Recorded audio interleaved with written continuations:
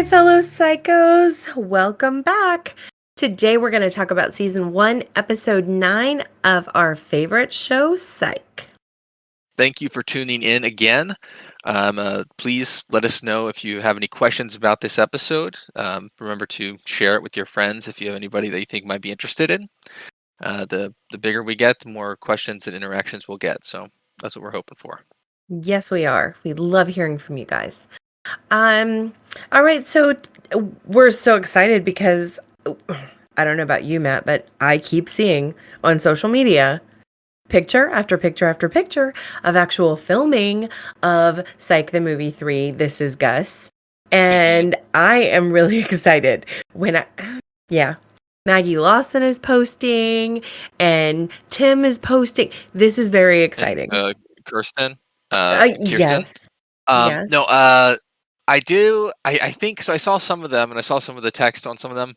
I think that they're in there, or they might have just finished. I guess based when this drops, they definitely will have finished, and they're actually recording by now. But I think that they're in their quarantine, like on set, or like they're all in a hotel or something. No.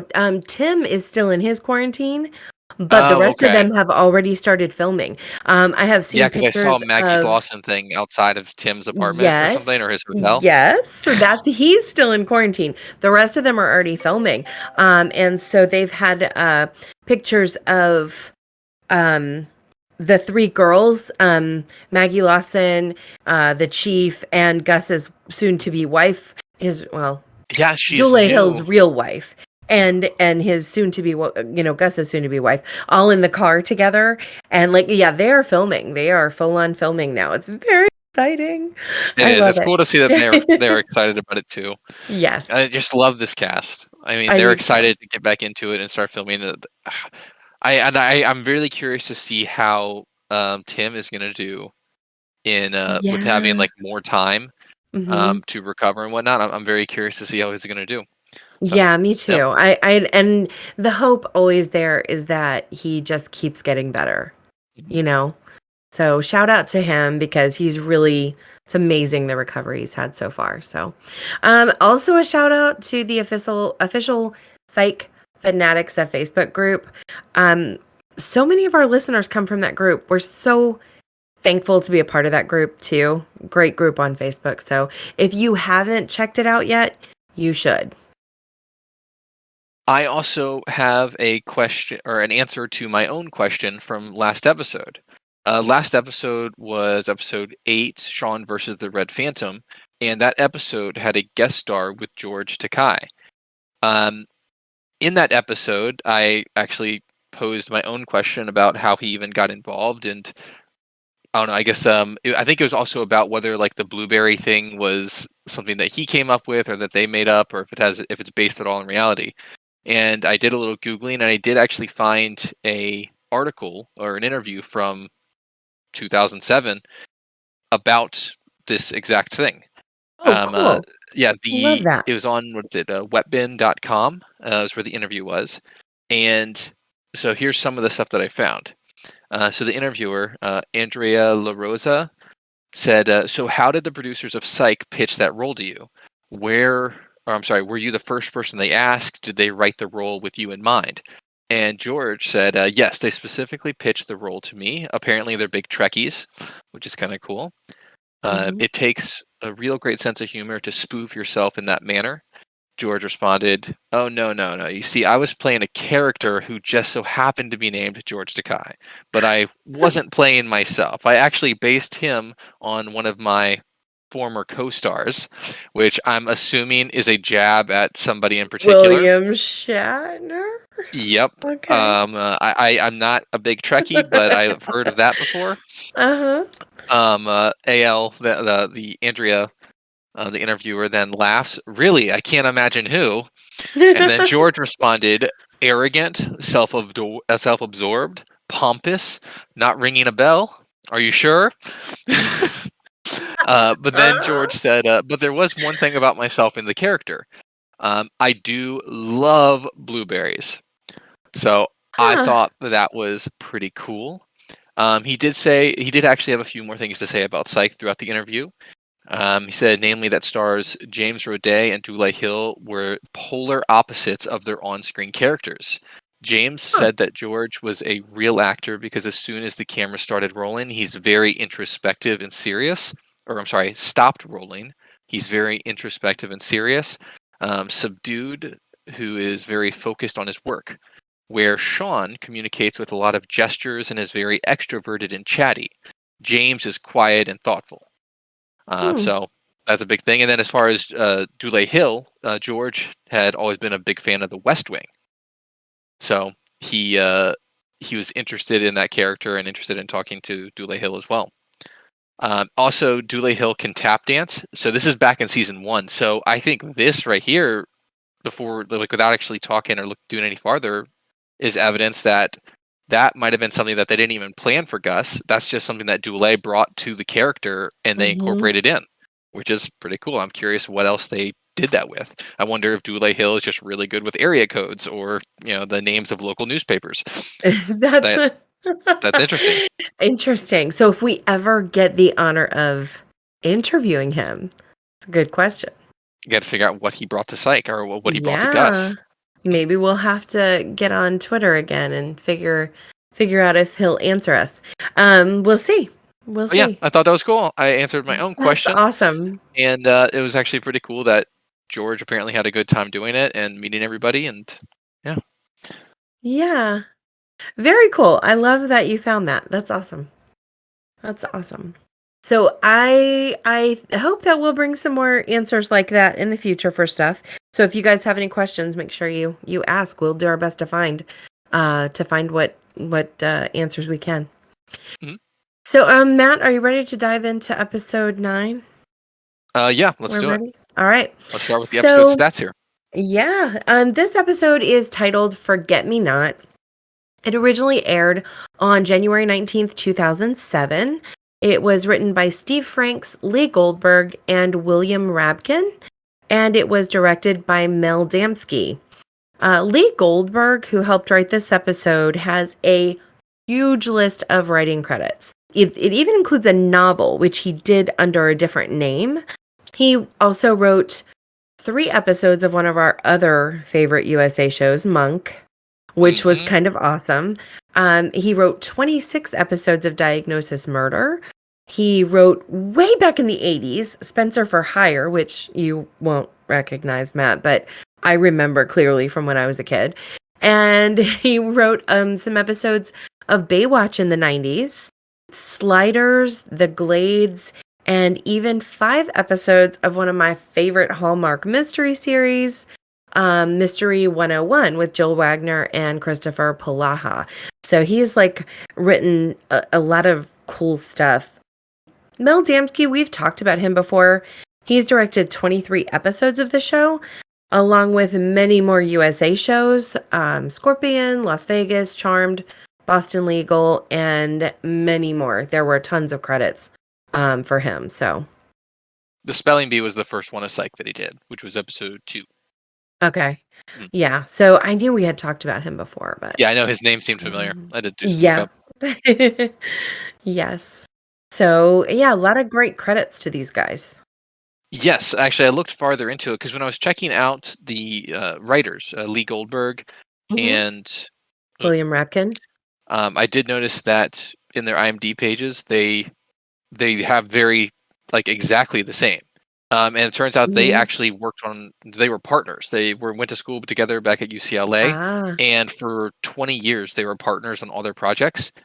And another little tidbit, William Rapkin, he wrote 5 Psych novels going from 2008 to 2011. And I checked, they are all available on Amazon. I would actually love to read one. I'm very curious to see if it transfers over the silliness and the quirkiness that Dule Hill and Roday bring. I'm very curious if that transfers over through Word. So and I'm not opposed to trying one of those. Well, that's also an interesting question. That raises an interesting question that maybe we can figure out is if they were writing books about Psych, how was Steve Franks about that? And did Steve Franks have a part in those books too? I mean, they do carry the Psych name. I mean, I would imagine he would have to a degree, because I think that they're actually built into the storyline. Like, I think it Okay. takes place in the same like universe, so I So think that maybe, you are supposed to read it after a certain episode or something like that. well, or I wonder if any of those books coincide with any episodes. This is something we're going to research this week. Yep. And hopefully we'll have some answers for you next week about this, okay? All right, Barb, give us a synopsis for this episode. What's happening? All right. So, a cop from when Henry was on the force and his daughter Trish, who is a former classmate of Sean and Gus, show up needing Sean's help to solve a murder that the cop saw. The cop has Alzheimer's and can't remember what he saw, so the guys take the case and end up solving two murders at the same time. What were your thoughts on this episode? How did you feel once you rewatched it? So, interestingly enough, I wasn't looking forward to watching this episode again because, in my memory of this, which has been just a little while since I've seen it, because in the past it really hasn't been one of my favorite episodes, but I found that I really liked it this time. It didn't, I guess I remember it feeling very heavy, sort of, with the Alzheimer's and all of that. And for whatever reason, maybe the last time I watched it kind of made me a little more sad than happy. This time I actually saw the humor in it, and I don't know, I did find some funny moments in it, and I ended up liking it a lot better than I remembered I had. I don't know. What about you? I liked it too. It's probably not my favorite episode from season 1, but I Mhm. did enjoy it. I do get that heavy feeling. Yeah, I think it's because of the way our guest star plays Captain Connors. Mhm. It's very real. Like, he does a really good job, and you feel really bad for him. And then also Trish, the second, like, the co-guest star, Mhm. um, she plays the sympathetic daughter very well, and Yeah. like, you actually do feel for her. Like, her dad is like, reliving these memories and falling in and out of it and just confused. And I don't know, I guess especially nowadays when we have a lot more information on it, it's like we've seen it more. Right. It hits a little more to home. Yeah. Um, so I do get the heaviness part of it. I I didn't like. So there was a trade off. We got more Henry, but we got less Jules. And we really Yeah. didn't have that much Lassiter either. This was really Yes. a solo gig, I guess, maybe because they had so many guest stars. But Yeah. Well, why don't we take a second and talk about these guest stars? So we had Kurtwood Smith, who played Captain Connor. His most notable role is probably Red from That 70s Show that he played for years. Great actor. He has been in so many things. Back in the 80s, he was in like the A-Team and RoboCop the movie, and Lou Grant and 21 Jump Street and Dead Poet Society, and lots of great 80s and 90s stuff. So he's definitely kind of our 80s guest star. But that's what I know him from, is That 70 Show. yeah, And then well, yeah, Trish Connors lots of stuff. is played Yeah. by Ashley Williams, Mm-hmm. who I've probably seen her more than this, but I know her from How I Met Your Mother as the Yes. Ted's girlfriend, Buttercup from the Buttercup Bakery. I don't Mm-hmm. remember her actual name on the show, but that's where I remember her from. Now I know her from well, there was a movie she was in called Something Borrowed with Kate Hudson um and Jennifer Goodwin. And then she has done a ton of Hallmark movies. And that's why I don't know So, her. and All that's why right. you don't know her, but I know her from that. Now she's in from Canada, and all these Hallmark movies filmed there in Vancouver, and that's where Psych was filmed. So I notice consistently a lot of crossovers here from Hallmark Channel stars and our Psych episodes. So she's definitely one of them, but she's a really good actress. She's done like mainstream stuff too, but I do see her in a lot of Hallmark stuff. A Mhm. lot of my favorite Christmas movies and stuff like that. So, Yeah. but she's a great actress. She did a great job in this role, as Trish. I really liked her in this role. But So, yeah, as far as the episode goes, though, I do feel the heaviness, but I also did really like the case. I thought it yeah. was an interesting case. There were several twists and turns. The the rate of clues to like get us to the end, I thought was pretty good. There were some funny moments in there too, nothing too crazy, but yeah, there's several good moments in this. Yeah, I agree with you about the clues, and I feel like they were all and maybe it was not having that balance of Lassiter questioning everything along the way. I did like how Sean and Gus found things this time. So usually you have like Lassie playing that like antagonistic role about how they're getting things, and in this episode that really wasn't there. So it was kind of nice just to sort of watch the story unfold. So I sort of did like that aspect of it, but I missed those characters a little at the same time. So yeah. Sure. Mm-hmm. Yeah. All right, let's break it down. All right, I think it starts with you. All right, so we start off this episode, like most episodes, with a flashback of young Sean, and he is at the zoo with his dad and the captain and his daughter Trish, and they are going through the zoo at a school field trip. And so we have an ostrich that has a tennis ball stuck in his throat after Sean's been playing with the tennis ball and pretty much harassing little Trish in the zoo.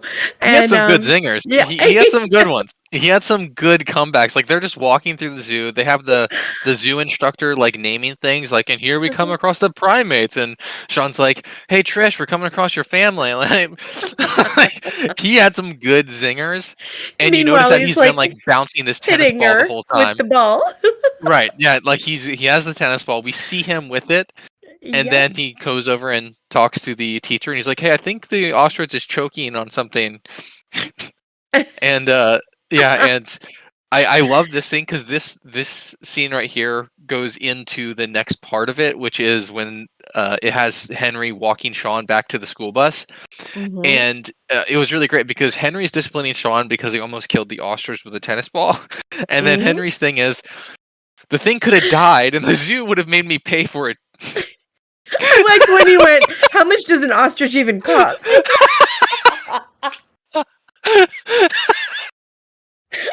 Henry doesn't care about the bird. He just cares that he almost had to buy an ostrich. I loved it. Sean is like swearing that he didn't do it.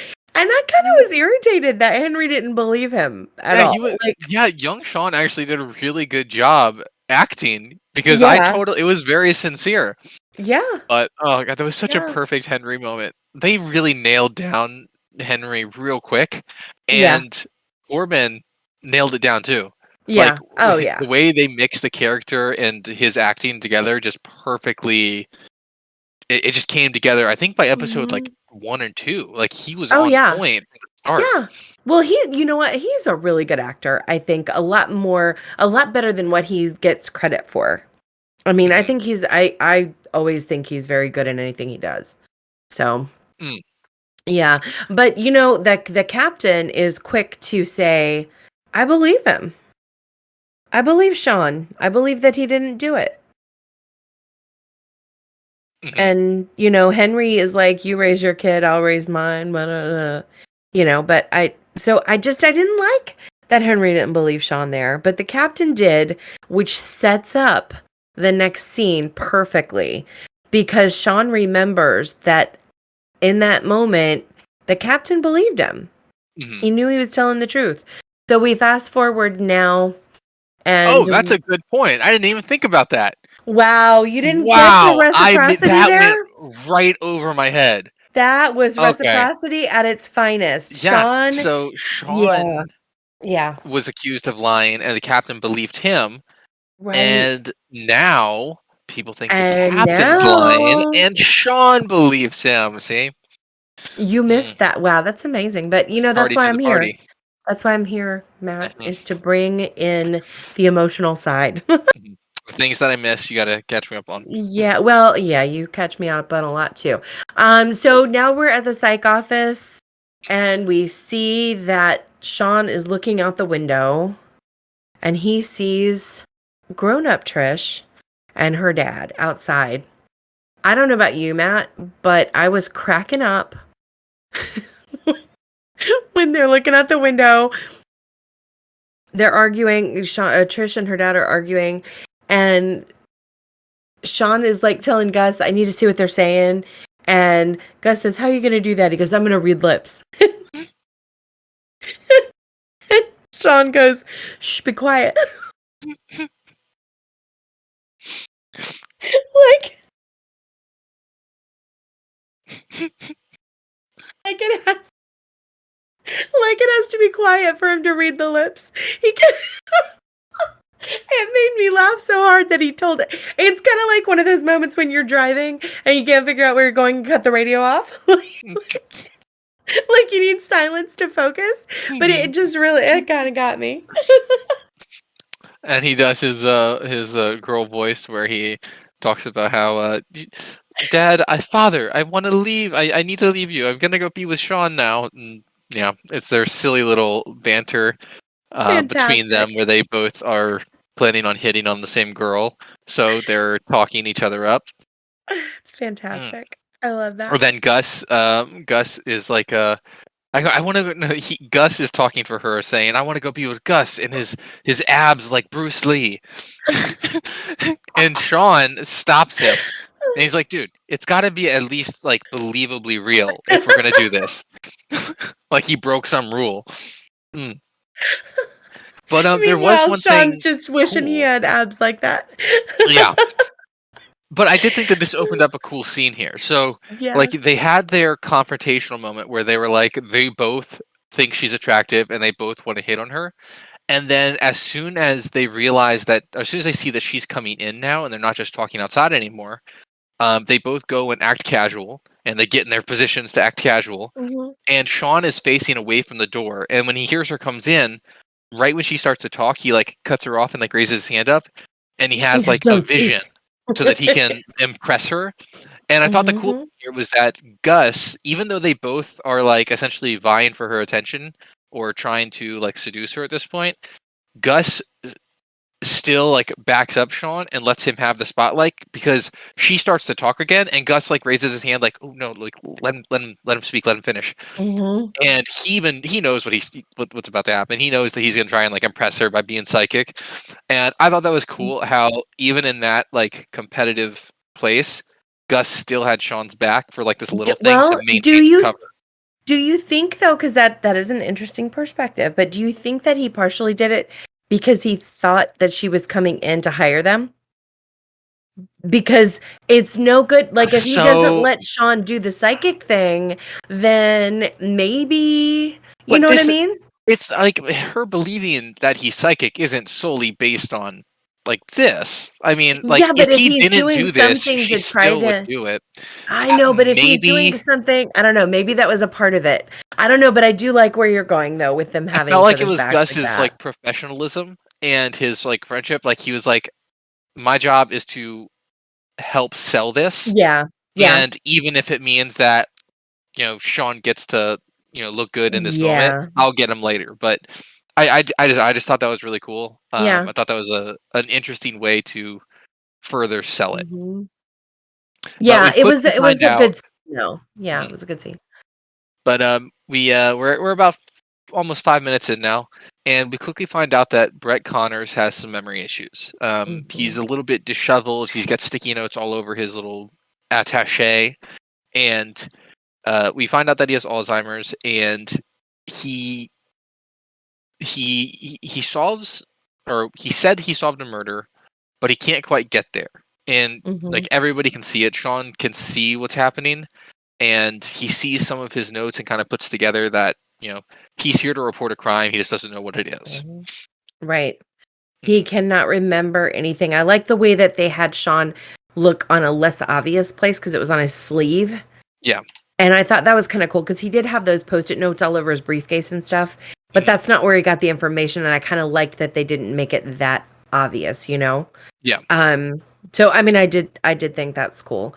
But Trish and Connors, they essentially came to Sean because they want him to be able to like look inside his head, read his father, and try and find the details that he's missing. Right. So that's the premise for this case. So next minute here, we're at like seven minutes. They go to the coffee shop, and Sean has brought Gus there. Gus sort of never knows why they're going anywhere. But Sean tells him it's for the delicious scones. The chocolate mango pineapple Double scones. chocolate mango pineapple scones. Those sound Right. dope. I want one right now. I know. Maybe I'll have to get baking. Yeah, and so what I thought was great about this scene, they're in there. Sean looks down and sees that someone's been filling out a crossword puzzle. He sees the writing and knows immediately that his dad is there, and he tries so hard to get out before his dad sees them, and that's like funny to me. He was like, "Oh no, I know it's about to happen. Little eyes, Let's little go, eyes. let's go." There's only one person I know that has Yeah. little eyes. We got to get out of here quick. And then it's his dad. Yep. Yep. Yeah. At about 9 minutes, 20 seconds in, the guys are getting coffee with, and then it's like the whole group. So Henry's there with them, and they're talking to Connors and kind of like reliving the glory days from when they were on the force.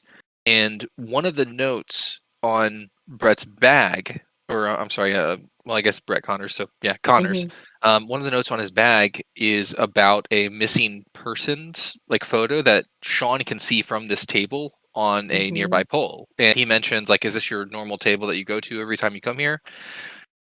Sean has a vision and tries to get Brett Connors to remember anything else that he was talking about, and it does work. He mentions that they tried to blame it on a mountain lion, and then Henry hears that key part, and he starts describing a completely different victim than Michael, the Zoe. victim that was on the board. Yeah, he describes a woman in her or like late 20s, and her name is Zoe, and how she was attacked by a mountain lion, presumably. We get, as they're leaving the place, Sean talks to him to try to get more information about that, and we find out that 20 years ago, Zoe Sharp was found in the hills of Hollywood, I guess, or Santa Barbara. I don't even know the location, but she was found in a like wooded area, and she was essentially attacked by a mountain lion. And Connors always thought that there was something more to the case. He thought that it was connected to this rich family, the Crockers, and Henry thinks that he's like mixing these things up. He saw. Yeah, I didn't like how Henry was like so quick to be like, this is just an old man. He's very dismissive, like old man who he can't remember, and like he just didn't want to give him any space to think that it was really something he saw, Yeah. I don't know. It's funny because I have been in the past few episodes, I have been like, I want more of Henry in the episodes, want more of Henry. And we get Henry, and this is an episode where I was irritated by Henry. Henry was not allowing anything. Yeah. I feel like all right, so looking at it the other end, maybe because he is so much closer with Connors, maybe he's just sad. Like maybe he's sad that his friend is going through this, and he's like, I just don't want to think about it. Like I don't want to like I don't know, maybe he just didn't want to think about it, and that's why he so quickly dismissed it and didn't try to, solve it himself. Because I mean, we see in future episodes when old cases that Henry worked on in the past when he was on the force come up, he wants to like solve it or fix it or he at least takes part in it. Yeah. Right. And okay, so that is a good side of it to look at. It could be that he's just sad and he doesn't want to think about what's happening to his friend. It's true. It was fun seeing more of Henry, though. Yeah, because he was in this episode a lot more, so it was nice. But we do find later on, in either the same day or the next day, there's a newspaper article. The missing person was found, and he was attacked by a mountain lion as well. Coincidence? I don't think so.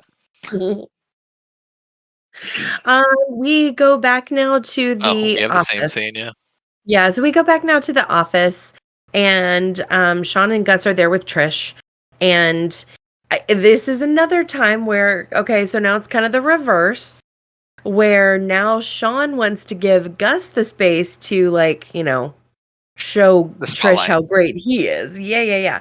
So he's like, I'm just going to go back here. I'm going to let Gus talk to you about what happens next and whatever. Sean gives up the spotlight? I know. What?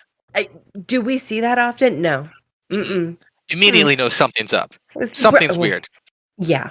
So the whole time they're there, I had to pause here. This was one of those moments where I had to pause and laugh at what Sean. I wasn't so bad when he was doing like the gorilla thing behind her and all that on the desk, but when he stood up and started dancing, like I had to And the stop. whole time, Trish and Gus are in the other room. Gus is seen behind Trish into the the office space where Sean is standing. Trish the whole time is looking at Gus and talking about like, God, he's matured so much. I He's so can't believe it. He's calm. such a different person. He's so calm. He doesn't need to be the center of attention anymore. Look at him And just sitting there reading. yeah, and she like looks back and he's not dancing anymore. He's reading, and then he starts dancing again as soon as she looks away. And there was one point where he was reading the book, and then he actually looks at the book, sees it's upside down. He flips it over, and then he goes back to pretending to read, and he does like a double check to make sure nobody saw. That was it was a funny scene. That was a great scene. It was very Sean. Very But Sean. yes, and also we find out that there was a ulterior motive to giving Gus the spotlight. It was because Sean had already anticipated that she wasn't interested in somebody who was immature and silly. She wanted somebody who was more calm. He Right. set it up from the beginning, and Sure. even in his nice way of giving Gus the spotlight, it made him look better. So True. that's good. Now, okay, can we talk about Gus's face when Yeah, she said that? Sean knows it, or Because he knows it. well, no. First of all, when she says, "I think he's matured," and Gus immediately was like, No, I mean, like his face in that scene. That was 13 minutes, 10 seconds. It made me laugh. And he knows. Yeah. I feel like he knows the whole time that he was Oh, set up. He's sure. like, "Oh, I was conned." Yep. He's done it again. Okay, so let's see. It's you. We're at 13 minutes, 20 seconds. So after the scene in the psych office, we're back at we're at Henry's house, and Sean is trying to get him on board. And for some reason, Henry's just not having it. Like, even with the whole coincidence of this victim that Connors talked about getting attacked by a mountain lion, and Connors talked about this same type of thing with a mountain lion 20 years ago. Like, how often does that happen? Right. Henry still isn't having it. So, for whatever reason, Henry is just not. He's too busy. He doesn't want to be involved in this case at all. I love though how he says that. Then this is what he says. Well, Sean, maybe you need to go talk to the mountain lion. So they do. I think this is my come on son moment, because it just bummed me out. Like, he just could not get Henry on board this entire episode. Yeah, but I did think it was funny that they did go see. Like, next scene, you see them walking in to talk to this mountain lion, and this starts a whole new little episode of banter and funny stuff, because they end up pretending to be vets that are like foreign. And let's take a moment to address and Dr. McTalk. Yeah, let's take a moment to address Sean's accent. Yeah, immediately it goes into a Swedish accent as soon as he sees Hans on the name tag. And I love it. He does this a couple times throughout the series. I love his Swedish accent. It's so ridiculous and silly. It is. It's awesome. And then how he pronounces I don't know how he pronounces the other name. So there was two name badges on the table, and he went with Hans Jorgensen, and then he gave Gus McTalk is what the name tag says, but he goes McTalk.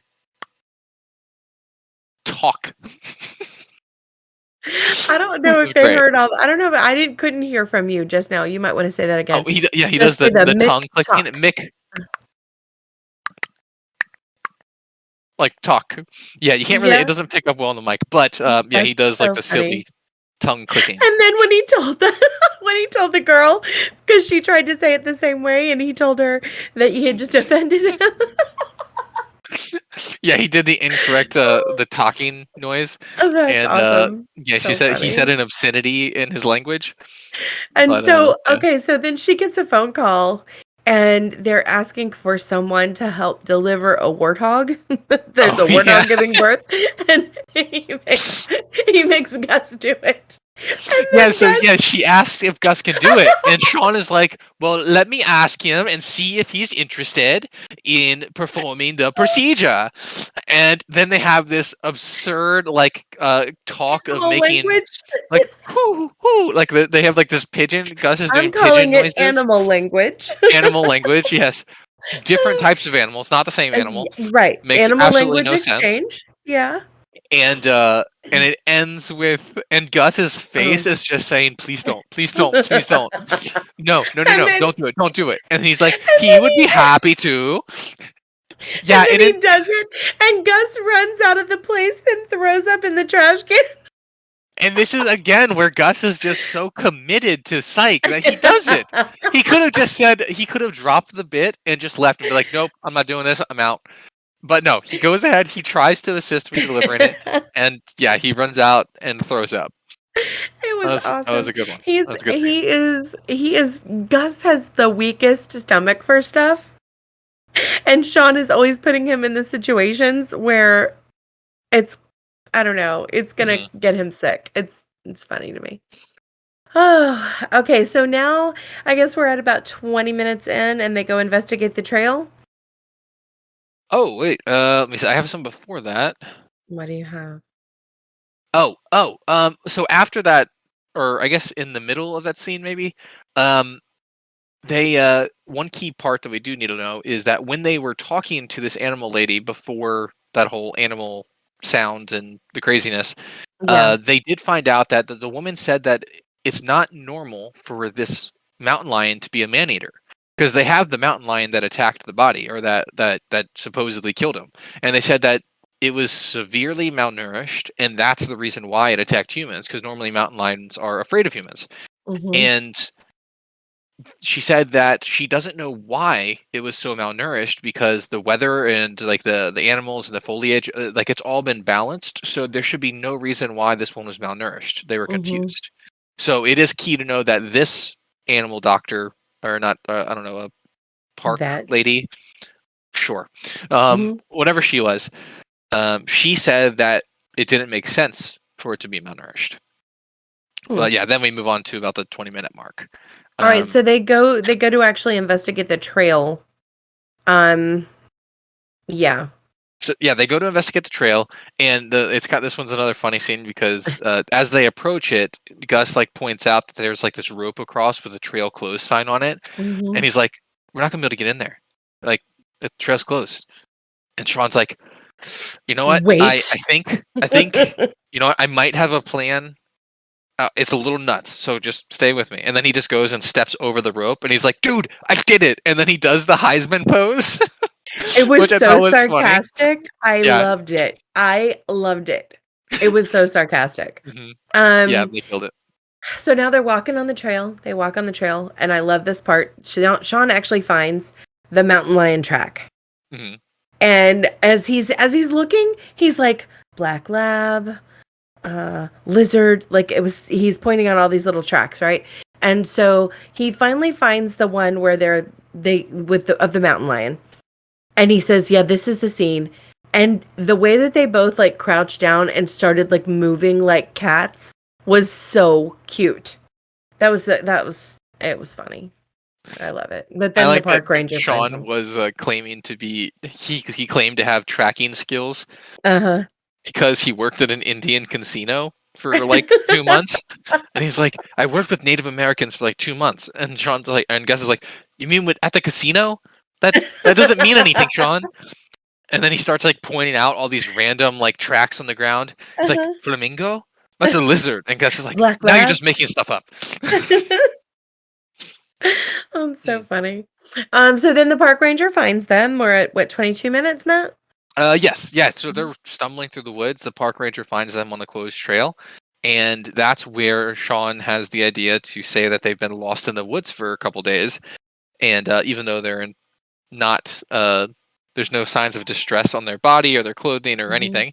And then when the ranger takes them back to his house, they are under this like heavy flannel blanket, sipping tea, or not tea, soup out of cups. Mhm. And Gus is like, I am so hot. I'm baking in here. And Sean's like, we were found in the woods. We have to pretend like we have hypothermia. Like, It it's not wasn't the that middle of cold. summer. Yeah, it's not even that cold. He's just following what he saw on TV or something. But yeah, as they talk to this guy, they do find out that they see out back that there's a cage, large enough for a mountain lion. They see around the room that this guy has ties to the Crocker organization, Mhm. and how he knows Crocker, which ties in with what the Connors, Captain Connors, was saying, Mhm. and that the park ranger also says the opposite of what the vet said. How the foliage has been down, there's been less, the predators have had less to eat this year. It's been hotter and drier, and it makes sense that this one was starving and susceptible to attacking somebody. Mhm. And that immediately sets off alarms to them. So they know that this guy is probably involved in some way. Yeah. So next scene, we go back to the police station, and Captain Connor is walking in there. He's in his uniform. He is very, he believes he's going to a day at work. Goes over to what used to be his desk, that is now Lassie's desk, and says he wants to find the case file for the Zoe murder, from the mountain lion murder. And he starts fighting with Lassie, and he punches Lassie in the nose, the whole thing. And Sean and Gus come in because and Trish also gets there saying, "Hey, my dad's missing," and they quickly go over there. And my favorite part of the scene was when Connor confuses Sean with Henry, and he says, "Henry, tell him who I am." And Sean looks at Gus and he's like, "Please tell me that I don't look anything like my father." And Gus says, "You could be twins." And And he Sean's does it with a response, giggle. You Sean's could be response, twins. Sean's response was, "Please check the back of my head. Is my hair starting to thin at all?" This Sean's was always great. so worried about his hair. Mhm. It was awesome. I just love how much Yeah. Gus enjoyed that little moment. He's like, Oh, "You could yeah. be twins." Like, he was completely out of everything else that was happening. He just enjoyed that moment because somebody else hit on got a tag in on Right. Sean. Right. It was Mhm. a button for Sean for sure. That was pushed. That was funny. But they cleared all that up, and Lassie let the guy, go. They let him just take him. So that was good. At 27 minutes 30 seconds, we see Sean meeting Sabrina at the police station. And there's some revelation here as they're talking about stuff. They find out a couple things. Sean ties the two cases together, and also Sabrina reveals that Mike was there in California searching for his birth parents. Sabrina is the victim's wife. Mike, the current victim, that's his wife. So now they found his body and he's no longer missing. He's dead. So that's why she was there picking up his stuff. Okay. Mhm. Yeah. Oh, now in the box of the stuff that she has, there's a couple of key clues. So he notices the bottom of Mike's shoes, since those were the only shoes he brought with him. And he also notices that there's a prescription bottle in the box for biotin. Mhm. And so those are a couple key things. He starts, Sean starts putting things together, going, you know what, these two things are related. So that was interesting. Yeah. The guys go so off screen. Well, I guess it kind of happens on screen, but essentially they make the connection that if he had a prescription for biotin, maybe it's some sort of uh, Like a hereditary thing. Yeah. hereditary, not congenital, Yeah. hereditary thing that the father, that were the mystery father, might also have. And they already have a connection to the Crockers. So they head over to the Crocker estate to try and snoop around a little bit and investigate. And immediately, right whenever they start to, get in there, they get caught. and they try to, Sean tries to grift his way out of it, but they don't know that they're talking to Miss Crocker, not just some random worker. So yeah, they pretty much get kicked out pretty quickly, and they don't get a chance to investigate. So When they they have to go do to leave plan. the Oh, property, they do also notice that there is a hidden camera inside of a birdhouse that's aiming at the front driveway. So anybody who comes in and out presumably is on that camera, which will tie in later. so they weren't able to get the information that they really wanted to from the house.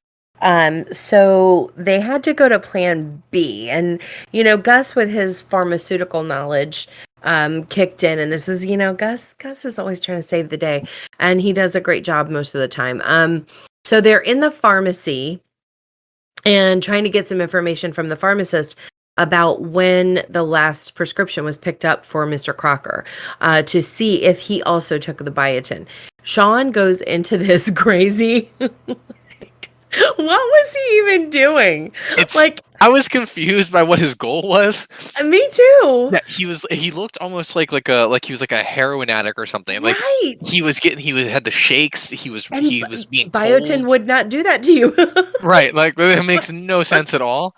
And no, he actually at one point he like pushes his thumb up against the top of like the roof of his mouth for some reason. And he's just acting all weird and asking questions. I was wondering if maybe he was doing it just to freak her out so bad she just answered whatever questions they had so they could leave. You know what I mean? Maybe. Yeah, maybe. It was weird. I thought that was a weirdly placed scene, but it was funny what he was doing. I just didn't get it. I'm with you. I didn't get it. Next, we are at a scene where Lassie and Jules arrive. I guess they've, Sean and Gus have called Lassie and Jules and been like, hey, can you come meet us? We've got a witness. We've got a witness to the murder. So that takes us up to about, 33 minutes? Yeah. So at this point, Sean meets up with Lassiter and Juliet, and this is the first time I think that we actually see Juliet, if I'm not mistaken. No, we saw her when Sabrina went in to report the missing person. Oh, yeah. She did talk to her. Yeah. Okay. Sorry, we've seen Jules so little this episode. It's crazy. So yeah, they meet up with them and they tell them that the victim's mother, Mike, the current victim, his mother was Zoe Sharp, the woman killed by a mountain lion 20 years ago that that Captain Connors thought was murdered. She had an affair with Mr. Crocker, and she had a baby that he didn't know about. So currently they suspect that, or at least Connors puts together that Crocker killed Zoe Sharp, his mistress, but didn't know that there was a baby out there still. So when this new guy, Mike, comes around looking for his dad, Crocker's freaks out, has to cover up his tracks more, and kills his son, or his estranged son. We're sort of stepping over one of the funniest things in this episode.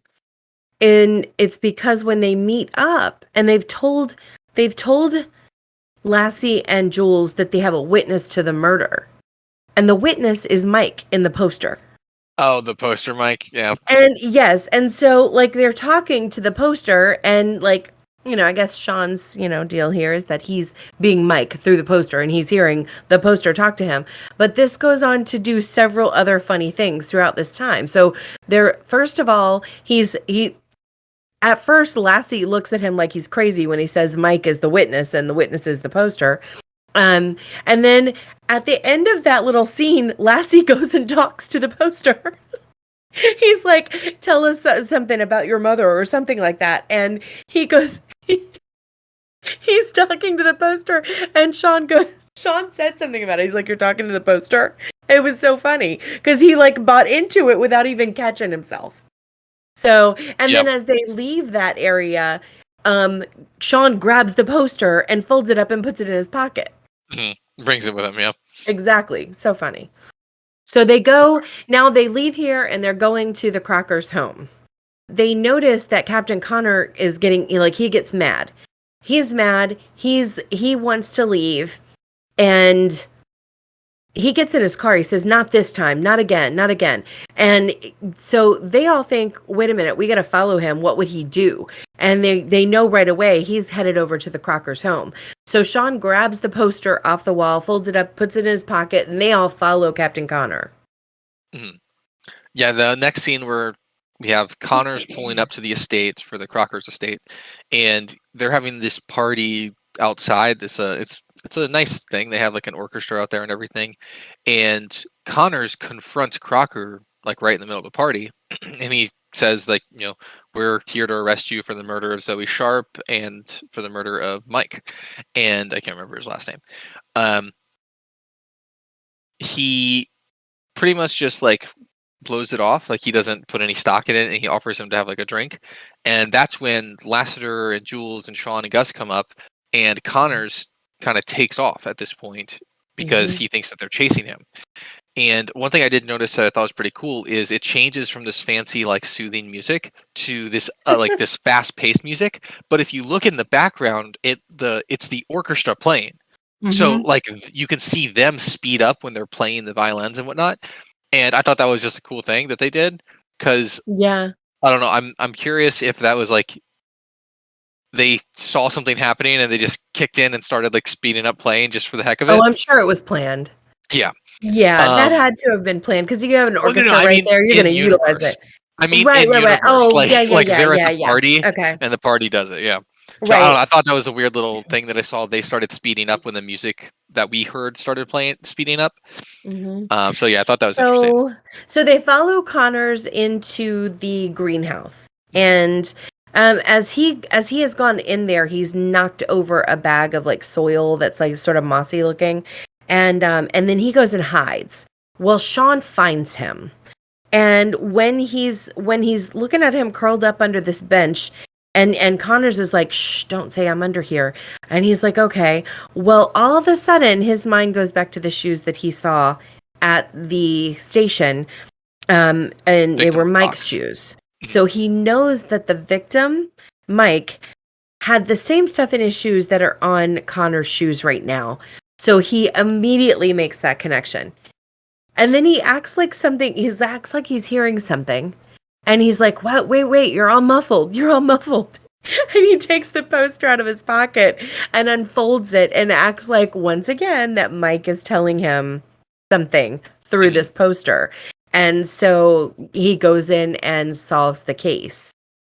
Right. Sean tells us that the victim came to see Mr. Crocker, but instead found Mrs. Crocker. Mrs. Crocker used to be Miss DeSoto, which is the same last name as the park ranger, Ranger DeSoto, and she's his sister. Right, she's the sister of the park ranger. Excuse me. We find out that she killed his mistress 20 years ago, and his son now with the help of her brother. I need to reset that. We find out that Miss Crocker was the one who killed Zoe Sharp 20 years ago, who was the mistress of Mr. Crocker. And now, whenever the son came around, she killed Mike too. And then she used her brother to help cover it up. And case is solved. And I love this part. This would like touch my heart, because Captain Connors says, "Arrest this woman," and he like says all this and put out a arrest warrant for Mr. DeSoto as well, and all this. And like Lassie was so sweet here, because he like acknowledged it, and he said, "Do what the captain said." You heard the captain, yeah. Like you heard the captain. Like I really loved that. Like it was sweet how he like wanted to like acknowledge that this man did something good. So I thought that was good.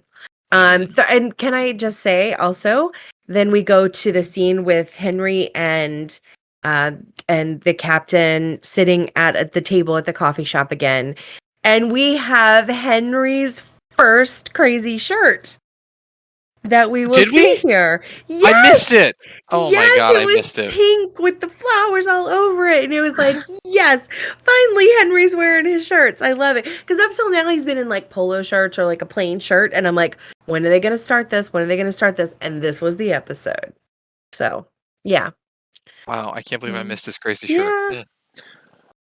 But yeah, After the case is over, before Trish leaves, they're sitting at a separate table. Mhm. Gus, Trish, and Sean, and Sean has this opportunity because he's looked good so far. He's done everything Yeah. right, and he looks good. But instead of following through with it and getting the girl, Mhm. he, in his immature ways, decides to confront her about the ostrich incident. And he's like, "So, you never came clean about that day at the zoo with the ostrich." And because he knew that it was her, she's the one who tried to throw the ball at him. It missed him and went into the ostrich cage. And she's like, "You never came clean." And she knows that she's been duped and that he hasn't changed at all, and she Mhm. is no longer interested, and she gets up and leaves. I gotta say, I don't see what the big deal was with Sean wanting some like closure on that. Like, Right. because he Yep. got in trouble for it and she did nothing. And he's like, Exactly. you could just go over there and tell him that it wasn't me. My dad would believe you, and it would mean a lot to me that my dad was proved wrong. But yeah, she made a big deal about it. I think she Well, should have just I owned up to it. think it's just because they weren't supposed to date. Probably. Yeah, They weren't probably. supposed to. There had to be a reason for him not to, or for her not to like Although him. with even if he didn't do that, if they did go on a date, it would have Mhm. ended real quick. Like that relationship would not have lasted long because you can only pretend for Oh. so long to be someone you're Oh, not. well, exactly. Yeah, that Exactly. they would have had one date, if that. So I don't know. I just think that she was a little Yeah. bit. I don't know. She could have just apologized and owned up to it. But Okay, yeah, did you have an "Ah, yeah" moment for this episode? for this episode, I the only thing that was kind of close to that was we got another Gus nickname. And I love it whenever they like the McTuck, the Oh, Mick. McTuck. Yeah. I love it whenever they do that. Whenever Sean improvs a identity for Gus to get them out of Mhm, the jam. And we haven't had one of those for a little bit, so I do like that we got one of those again, and I'm hoping they start to become more frequent now. mhm. But I don't Well, know. This one this I one didn't for have an all yeah moment. this one for me, the "Ah, yeah" moment was Lassie being sweet and acknowledging the captain. Like, I I could see that. really liked that It's moment. more of a sentimental kind of all yeah, but yeah, I gotcha. Yeah, I I could I see that. liked it. How about "Come On Son"? For me, the "Come On Son" here was not necessarily a moment in the episode. It was just that overall we had no Sean and Jules interaction. Mhm. I didn't like it. It was, "Come on, son. Give me For some me, interaction." come on son moment was that Henry was just not involved. He was in the episode, but he just wasn't involved at all. He just wasn't Yeah. buying it. And that's my come on son moment. All right, wait for it moment. For me, the wait for it moment was definitely at 28 minutes 30 seconds when Sean finds out that Mike was in California to find out his birth parents. That to me was like the major thing that like brought everything together. Yeah, that was like a crux. Mhm. Yeah. That was my wait for it. Did you have a wait for it? Again, I just didn't have one that really. I mean, I guess I didn't have one that clicked, but there's a couple like close runners that could be under that Mhm. category, but none of them felt super big to me. So I just don't think I had one this time. All right. So oddly enough, now we talk about Henry's lessons. This time for me, it was like the tables were turned. It wasn't necessarily Henry teaching a lesson. It was him learning one. Did you get that? Or Yeah, yeah, I got that. I get that. You mean from the beginning, from well, like the yeah, young like Sean and Gus moment? yeah, well, from the flashback and also moving forward because he learned that sometimes you got to believe people. Yeah. Sometimes people aren't like lying or like trying to get over something on you. They're sometimes they're just telling the truth and like Sean was telling the truth and then the captain was telling the truth that he really did see this and Mhm. Henry didn't want to believe him and it was like, "You know what? You need to learn something this time, buddy." But did Yeah. you think that there was another Henry lesson or no? No, no, I didn't have one this time. I didn't even think about it like that, where it was him learning something instead. I just noticed that there wasn't one for Sean and Gus. Okay. Henry's crazy shirt. Woo woo! End of the episode. Pink flowers. Loved it. I loved We it. already went over the guest stars in the beginning of the show. Yes. There's a couple 80s references. They were all in like one quick spurt though. Like it was in like 2 second spurt. They Mhm. dropped a bunch of them. When they were talking to the mountain lion, they brought up the James Earl Jones reference because Sean was like, I am your father, Simba, I am your father. And he that was weak at best what I just did, by the way. But James Earl Jones and the Lion King, and yeah, I hear you. But yeah, so those were the only 80s references I caught in this one. And good changes. This is such a girl noticeable good change. But Sean's haircut. I loved Sean's haircut in this episode. I didn't notice a difference in the haircut. Oh, I totally did. He just looks so young to me right now. It's so weird. And is season 1. Yeah. It stands out. In previous episodes, because this was the one after the little break they had from Yes. This was August filmed to January or something. Yes. So during that time, his hair looked so fuzzy and long in the first 8 episodes. In this episode, it was tightly cut and looked just real. I don't know. It looked really good. That's why I said it was a thing a girl would notice, because I totally noticed his haircut right off. I also noticed that there was a lot more Henry in this episode, and I like that. So yeah. I agree. I definitely like that. I wish he was more on our side, but he was in it more, and it's always nice to have Henry around. Yeah, for sure. I do get that. Yeah. What's next? Well, we talked about young Sean and Gus and them being at the zoo. That was the only time we saw them in this episode. But where was the pineapple, Matt? Well, I mean, as far as I know, the only one that we had was the reference to the pineapple scones. I don't think that there was another one in there. I didn't see one either. So maybe we should ask the listeners. If you guys saw a pineapple in this episode anywhere, instead of us researching it this time, we're going to ask for maybe some feedback from y'all. Post it. If you saw a pineapple that we missed, post it, okay? Because I didn't see one in this one. So. Yeah, I didn't see it either. Nope. How about our silly Gus nicknames? Do you think, actually, this might tie into what we talked about last week when we had the fan mail where they asked about what counts as a pineapple reference. If nobody else finds one, should that count as a pineapple reference just because they said the word pineapple? I feel like there has to be a pineapple visually, whether it's a topping on a pizza, whether it's if they showed the pineapple scone and you could see chunks of pineapple or something. I feel like there needs to be a pineapple. No? I think we need to see a pineapple too. I don't think it just needs to be an audible note here. But hey, we're interested in your feedback too. So if you have feelings about this, which if you're a Psych fan, you're going to have feelings about this. So if you have feelings, please comment, send us an email about it or something. We'd love to hear what you have to say. And so how do you feel that this one? Oh. Yeah. No, go ahead. How do you feel that this episode is held up over time? I actually think it held up well over time. I don't think there was a lot of tech in this one or, anything to that effect. I think it held up well over time. The story was good. The clues were good. I liked it still. Like I said, I liked it better this time. The only thing that I think could be in there is something we actually kind of touched upon before, how it's a little heavier because of the Alzheimer's thing. And now that we know more about it, and now that it's more of a discussed thing, and there's been lots of shows that include Alzheimer's, and it's more of a heavy topic now that we see the results of it. Right. I think that it does feel heavier than it's maybe supposed to. But I think aside from that, I think it held up great over time.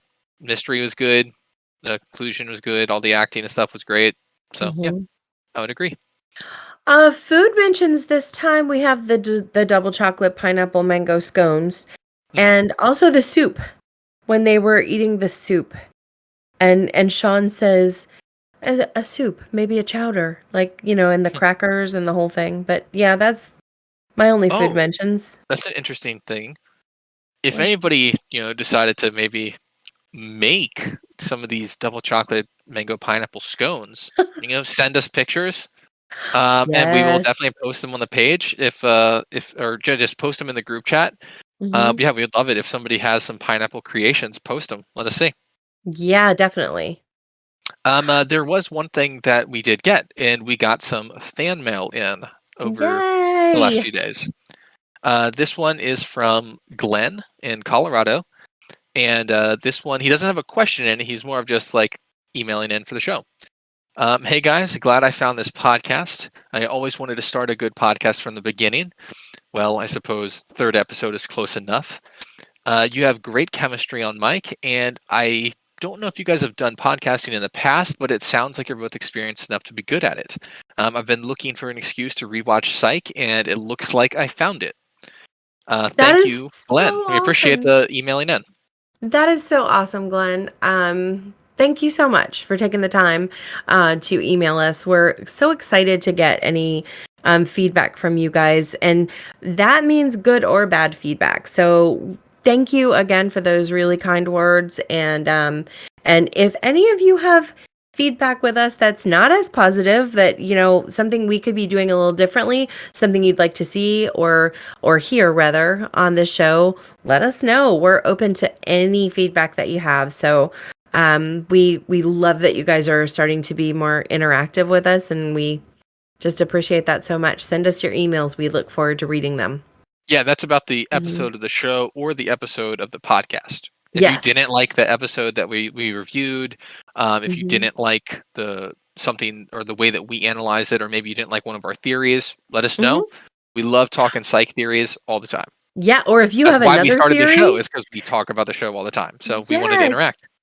And if you have another theory, send it to us. We would love to know that. We're also a little bit curious about if you have a least favorite episode from season one. We're talking about of the Psych show, a least favorite episode of Psych from season one. Send that in to us and let us know. We have a feeling people are not loving episode 5, so we'd love to hear back from you and let us know how you're feeling about the season so far, and if you've had a least favorite Psych episode. Yeah, next Yeah, week we're going to be discussing episode 10, From Earth to Starbucks. I think there's only like 16 episodes in the first season, if I recall. So I we're know. pretty close to like the end of the first season. Kind Um, of exciting. I'm very excited. Again, not just because we're close to finishing the first season of the Uh-huh. podcast, but also because we're going to start season 2 soon. Season Although I 2, really oh, love it's this my next episode. favorite. This next episode is a lot of fun. There's lots of great jokes in it. There's lots of references in it, and Mhm. we get into Pluto, and we get Yay. so much from this next episode. I'm really excited to do episode 10. Yes, So yeah, me definitely too. make sure you guys tune back in and share it. It's a great episode for all the fans out And there. if at this point, since you're listening to episode 9, if you have anything about season or episode 10 that you would like to say, let us know. Let us know now, okay? And you can also check us out in our Facebook group. It's We Know You Know, a podcast about psych. We're also on Instagram, the Psych Podcast, no spaces. You can email us at our Gmail address, thepsychpodcast@gmail.com. We look forward to hearing from you. And thank you guys so much for listening. We hope you come back next week. Have a great week.